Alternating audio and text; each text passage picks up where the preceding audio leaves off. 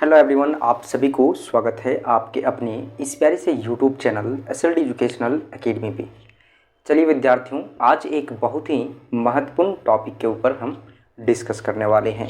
जैसा कि आप लोगों को पता होगा कि आप लोग जो है वो अभी सेशन 2023 से 27 में है, ठीक है, 2023 से 27 में। और इस सेशन में आप लोगों का जो है वो परीक्षा फॉर्म भरा चुका है ना। परीक्षा फॉर्म जो है वो आपका फिल हो चुका है, ठीक है। डेट भी आपका अब समाप्त हो गया है। एडमिशन जो है वो आपका हो चुका है सेमेस्टर 3 के लिए, है ना। क्योंकि आपका सेमेस्टर 3 में इसलिए एडमिशन हो रहा है क्योंकि ईयरली एडमिशन होता है कुछ कॉलेज में, और कुछ कॉलेज में आपका सेमेस्टर वाइज होता है। तो जो भी आपका हो, है ना, सेमेस्टर 1 और 2 के बाद आपका सेमेस्टर 3 में एक बार एडमिशन कराना पड़ता है ना। और तब जाके आपका परीक्षा फॉर्म फिल होता है और उसके बाद फिर आप सेमेस्टर 3 में आप एग्ज़ाम देते हैं। तो यहाँ पे समस्या ये है कि आप लोगों को पहले ही बताए थे हम, है ना। आप लोग वीडियो को वॉच किए थे या नहीं किए थे ये अलग बात है ना। उसमें हम आप लोगों को क्लियर बताए थे कि आपका FYUGP के अंतर्गत, है ना, FYUGP के अंतर्गत जो है वो आपका कुछ रूल एंड रेगुलेशंस को लगाया गया है जिसको फॉलो करना एनी हाउ किसी भी कंडीशंस में आपको अनिवार्य है, ठीक है। और उसमें ये बताया गया था कि जब आप सेमेस्टर 1 सेम 1 में प्रमोट करते हैं तो सेम 2 में आपको जो है वो प्रमोट नहीं करना है। अगर कर भी गए तो सेम 1 और 2 दोनों को मिला के कम से कम 9 पेपर में पास होना चाहिए, ठीक है। तब जाके आपको सेमेस्टर 3 में प्रमोट किया जाएगा। अदरवाइज आपको नॉट प्रमोटेड टू सेमेस्टर 3, यानी कि आपको जो है वो सेमेस्टर 3 में प्रमोट नहीं किया जाएगा, ठीक है। ये चीज़ था आपका पहले से ही बताया गया था और आप लोग इस चीज़ को ध्यान नहीं दिए, ठीक है। वैसे कंडीशन में अगर आप 9 पेपर में पास हैं, 9 पेपर से ज़्यादा पेपर में पास हैं तो भी ठीक है। अगर 9 पेपर में पास हैं तब भी आप जो है सेमेस्टर 3 में जो है चले जाइएगा। और 9 पेपर से जिनका कम है उन लोगों को जो है वो रोका गया है सेमेस्टर 3 में। तो ऐसे में आपका जो है वो सेम 1 और सेम जो 2 है ना, इस दोनों सेम में आपका मिला के जो है वो 9 पेपर में जो विद्यार्थी पास नहीं है ना, जिनका रिजल्ट जो है वो सेम 2 को तो आया है ना, लेकिन उस सेम 2 के रिजल्ट में फेल लिखा हुआ है। और फेल लिखने का मतलब सीधा है कि आप सेमेस्टर 1 और सेमेस्टर 2 में जो क्राइटेरिया था आपको पास करने का, वो क्राइटेरिया को आप फॉलो नहीं किए हैं, ठीक है। सेमेस्टर 3 में जो भेजने का क्राइटेरिया था उस क्राइटेरिया को आप जो है वो फॉलो नहीं किए हैं। दैट मीन्स आप जो है वो 9 पेपर में पास नहीं है, ठीक है। अब यहाँ पे सवाल आपके सामने ये खड़ा होता है कि अब आगे उस विद्यार्थी का क्या है, क्या करना होगा, है ना। जैसे कि मान लीजिए कि आप 9 पेपर में तो आप पास नहीं हुए, तो अब आपको क्या करना होगा। क्या आप जो है वो सेमेस्टर 1 और सेमेस्टर 2 में अगर प्रमोट हैं, सेमेस्टर 1 में प्रमोट हुए और सेमेस्टर 2 में भी प्रमोट होने के कारण से आपको फेल कर दिया गया रिजल्ट में, तो क्या आप जो है वो सेमेस्टर 3 में एडमिशन ले पाएंगे या फिर नहीं ले पाएंगे, तो फिर आपका आगे क्या होगा, और लेंगे तो कब लेंगे, ठीक है।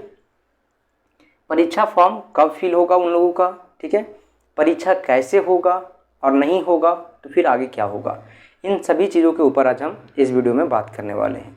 अभी तक आप लोग चैनल पे नए हैं तो चैनल को सब्सक्राइब कर लीजिएगा। साथ ही आप लोग जो है एक काम जरूर से कीजिएगा, है ना, कि इस वीडियो के डिस्क्रिप्शन बॉक्स में आप लोग जाकर टेलीग्राम चैनल को ज्वाइन कर लीजिएगा, है ना। और कमेंट सेक्शन में आप लोग जरूर से बताइएगा कि कितने लोग जो है वो इस तरीके से आप लोगों का हुआ है ना, जो आपका सेम 2 और 1 का रिजल्ट आया है। इस दोनों में 5 सब्जेक्ट में से जो है आपका 4 में आपको जाहिर सी बात है कि आपका 3 टोटल तो 12 पेपर था, है ना, 12 पेपर था, 13 सब्जेक्ट था, ठीक है। इसलिए आप लोग कन्फ्यूजन मत कीजिएगा, है ना। 12 पेपर में से अगर आप 3 पेपर में पास हैं, ठीक है, 3 पेपर में आप जो है अगर प्रमोट हैं तो आपको कोई दिक्कत ही नहीं है। लेकिन अगर 3 पेपर से अधिक है, यानी कि आपका 4 या फिर 5, ठीक है, तो ऐसे लोगों का रिजल्ट में जो है वो फेल आया होगा, है ना। तो फिर इस कंडीशन में आप क्या कीजिएगा, ठीक है, इसी के ऊपर आज बात करने वाले। तो आप लोग सबसे पहले कमेंट करके हमको ये बताइए, उसके बाद आपको हम यहाँ पे बता रहे हैं। देखिए, सबसे पहली बात कि जो प्रमोट हुए हैं, है ना, आपका यूनिवर्सिटी के ऑफिशियली वेबसाइट के ऊपर अगर हम बात करें तो कोई भी ऐसा नोटिफिकेशन नहीं दिया गया है। इसका पीछे ये रीज़न है कि अभी तक कोई भी आपका जो है वो कमेटी मीटिंग नहीं हुआ है, कमेटी का बैठक नहीं हुआ है और इसमें आपका जिक्र नहीं किया गया है, ठीक है। और आप लोग इस चीज़ को ध्यान रखिएगा, जब भी आपका होगा, है ना, बैठक होगा और आप लोगों को जो है वो अभी फर्स्ट टाइम है सेम 1 और सेम 2, है ना, तो इसमें आपको हो सकता है कि आपको जो है वो छूट दे, कुछ पेपर का छूट दे और उसको सभी जितने लोग जो है वो नॉट परमिटेड है उन लोगों को प्रमोट कर देगा। तब जाके जो है आपका यहाँ पे एडमिशन होगा और फिर जाके आपका एग्ज़ाम फॉर्म फिल होगा। एक चीज़ अभी आप लोगों को जानना बेहद ज़रूरी है दोस्तों, है ना, कि आपका एग्ज़ाम जो है वो आपका एग्ज़ाम के डेट के ऊपर निर्भर करता है कि आपका एग्ज़ाम कब तक होगा, ठीक है। तो कब तक आपका एग्ज़ाम होगा उसी के ऊपर ये निर्भर करता है ना। अभी आपका एग्ज़ाम में जो है वो मे भी आपका, हम ऐसा हमें लग रहा है कि सेम जो आपका 5 अभी चल रहा है ना, सेम 5 का एग्ज़ाम होने के बाद, अभी सेम 1 का एग्ज़ाम चल रहा है ना, सेम 1 के बाद आपका तुरंत 5 का होगा और उसके बाद आपका सेम 3 का होगा। तब तक आपका जो है ना, इसके ऊपर बैठक होगा, है ना। जितने स्टूडेंट नॉट प्रमोटेड हैं, जितने स्टूडेंट नॉट प्रमोटेड हैं उन सभी स्टूडेंट को जो है वो, जैसे कि मान लीजिए कि 9 पेपर में जो नहीं पास कर पाए हैं, 7 पेपर में पास हैं, तो मिनिमम हो सकता है कि 7 पेपर वाले लोगों को प्रमोट कर दिया जाएगा। यानी कि जो सेम 1 और सेम 2 में जो है वो टोटल 7 पेपर में पास हैं उन लोगों को जो है प्रमोट कर दिया जाएगा। ऐसा इसलिए हम बता रहे हैं क्योंकि पिछले बार ऐसा हुआ था, ठीक है। जो लोग 9 पेपर का क्राइटेरिया था लेकिन 9 पेपर नहीं पास करने की वजह से जो है वो 7 पेपर में ही क्राइटेरिया को फिक्स किया गया और उन लोगों को पास कर दिया गया। लेकिन ऐसा नहीं है कि यहाँ पे आपको अगर छूट दे दिया जाता है, आप पास कर दिया जाता है तो आगे भी आपको पास कर दिया जाएगा। ये क्राइटेरिया जो है आपका FYUGP का, वो आपका सेम 1 और सेम 2 के बाद, है ना, और फिर आपका सेम 3 और 4 के बाद फिर आपका सेमेस्टर 4 में एक कंडीशन जो है आपको लागू हो जाएगा और इस कंडीशंस के अकॉर्डिंग आपको जो है सेमेस्टर 5 में एडमिशन लेना पड़ेगा, ठीक है। तो आप लोग ध्यान दीजिएगा, आप लोग फॉलो कीजिएगा इस बात को, है ना, कि अभी आपका अगर इस पेपर में अगर दिक्कत हुआ है सेमेस्टर 1 और 2 में तो आगे ऐसा ना हो। जो लोग आप लोग को हो चुका है वो लोग भी और जिन लोगों का नहीं हुआ है वो लोग भी, है ना, सेमेस्टर 3 और सेमेस्टर 4 को अच्छे से कीजिए, नहीं तो अदरवाइज सेमेस्टर 5 में जाने से आपको भी रोका जा सकता है, ठीक है। तो आपको इसमें ध्यान क्या रखना है, देखिए अभी हम क्या बताएं आपको कि अभी तक कोई भी ऐसा जो है वो कमेटी का बैठक नहीं हुआ है जिसके द्वारा आपका निर्णय लिया जाए कि इन लोगों को क्या करना है। तो इसीलिए अभी आपका एग्जाम का जो टाइम है उस टाइम पे निर्भर कर रहा है ना। अगर सेमेस्टर 5 का एग्जाम पहले होता है तो सेमेस्टर 3 के लिए जो है वो कुछ डिसीजंस लिया जाएगा मीटिंग में, और उस मीटिंग में डिसीजंस ये लिया जाएगा कि आप लोग जितने लोग नॉट प्रमोटेड हैं उन लोगों का जो है वो प्रमोट कर दिया जाता है, ठीक है। फर्स्ट एक बार जो है आप लोगों को मौका दिया जाता है, नेक्स्ट टाइम से जो है आपको जो है ये क्राइटेरिया को फॉलो करना होगा।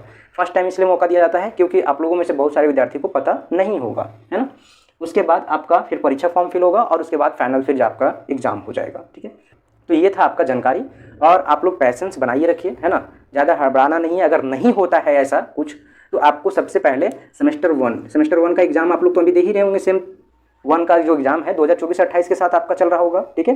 तो सेमेस्टर 1 क्लियर कीजिएगा तो सेमेस्टर 2 में ही ना बचेगा आपका, तो कुछ पेपर ही ऑलरेडी बचेगा, फिर सेमेस्टर 2 को भी क्लियर करना होगा। लेकिन यहाँ पे प्रॉब्लम ये है कि जो विद्यार्थी सेमेस्टर 3 में एडमिशन नहीं ले पाएगा, सेमेस्टर 3 में एग्जाम नहीं दे पाएगा, वो सीधे 1 साल पीछे चला जाएगा, उसका 1 साल का बैकलॉग लग जाएगा। यानी कि 2024 से 28 वाले लोगों के साथ आपका जो है वो अब ग्रेजुएशन कंप्लीट होगा। भले ही रजिस्ट्रेशन आपका जो है वो आपका पीछे हुआ है, ठीक है, लेकिन आपको जो है वो रजिस्ट्रेशन 2028 से 27 में हुआ है, लेकिन आपको मार्कशीट जो मिलेगा, फाइनल डिग्री जो मिलेगा वो 2024 से 28 का मिलेगा। क्यों? क्योंकि आप 1 साल सबसे पहले रुकिएगा। सेमेस्टर 1 के साथ आप एग्जाम दे रहे हैं, फिर सेमेस्टर 2 जब 2024 से 28 का होगा उस टाइम दीजिएगा, तब जाके आप फिर सेमेस्टर 3 में आप क्लियर कर पाइएगा। तब तक 1 साल पहले कुल मिला के पीछे कर देता है। तो इस तरीके से प्रॉब्लम हो रहा है। आप लोग शुरू से डे 1 से पूरे सिलेबस को बेहतर तरीके से मेहनत कीजिए, पढ़िए उसको, है ना। और किसी प्रकार से कोई प्रॉब्लम होता है तो आप हमारे साथ जुड़े हुए हैं, टेलीग्राम चैनल पे आप मैसेज भी कर सकते हैं। अदरवाइज आप इस चैनल के ऊपर जो है वो कंटिन्यू बने रह सकते हैं। हम कोशिश करेंगे, अब जो है बहुत सारे लोग प्रीवियस के वीडियो में भी कमेंट किए हैं कि इस पेपर का क्लास लीजिए, इस पेपर का क्लास लीजिए। अब जो है वो आपका इंपॉर्टेंट वीडियो की जगह पे आपका पूरा सिलेबस का कवर करने की कोशिश करेंगे। बस आपका सपोर्ट और सहयोग की जरूरत है। आप लोग इसी तरह कंटिन्यू बनाए रखिएगा। वीडियो को ज़्यादा से ज़्यादा लोगों तक शेयर कीजिए, ठीक है। चलिए फिर एक नई वीडियो में मिलते हैं।